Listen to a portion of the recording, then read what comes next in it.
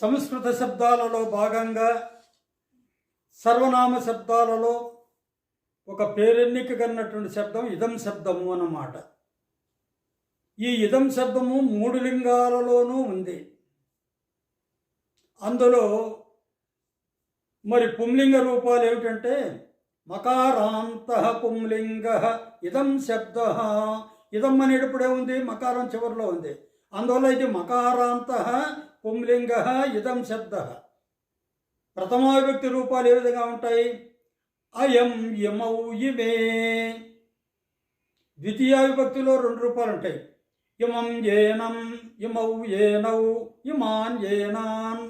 ఒక్కొక్క వచనంలో 2 రూపాలు ఉంటాయి అన్నమాట. అనేన ఆప్యాం ఏభి. అనేన ఏనేన ఆప్యాం ఏభి. ఆ తృతీయ విభక్తి ఏకవచనంలో 2 రూపాయలు అన్నమాట. అనేన ఏనేన ఆభ్యాం ఏభి. అస్మై ఆభ్యాం ఏభ్యః, అస్మాతాభ్యాం ఏభ్యః, అస్య అనయోః ఏనయోః యేషాం, అస్మిన్ అనయోః ఏనయోః యేషు. ఇది పుంలింగ రూపాలు. స్త్రీలింగ రూపాలు ఏ విధంగా ఉంటాయి?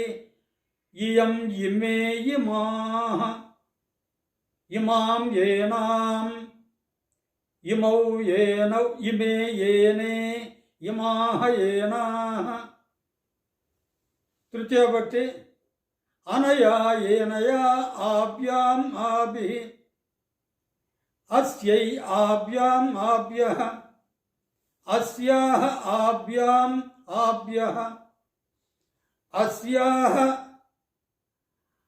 అనయోః ఏనయోః ఆసాం, అస్యాం అనయోః ఏనయోః ఆసు.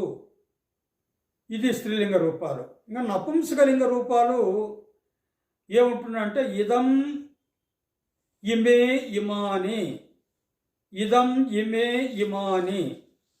మిగతా తృతీయ విభక్తి కానించి అన్నీ కూడా పుంలింగ రూపాలే. అనేన ఏనేన ఆభ్యాం ఏభిః, అస్మై ఆభ్యాం ఏభ్యః, అస్మాతాభ్యాం ఏభ్యః, అస్య అనయోః ఏనయోః యేషాం, అస్మిన్ అనయోః ఏనయోః యేషు.